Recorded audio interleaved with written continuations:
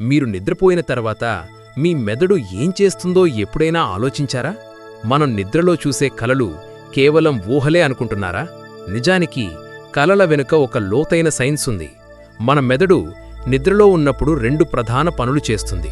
మొదటిది memory consolidation.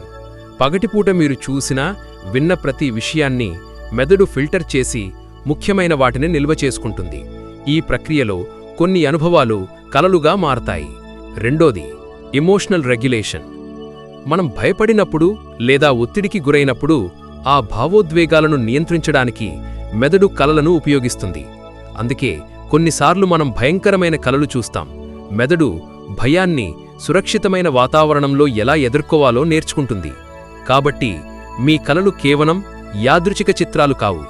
అవి మీ మెదడు చేసే కీలకమైన పనులకు ఒక రిఫ్లెక్షన్. మన మెదడు ఎంత అద్భుతమైనదో కదా!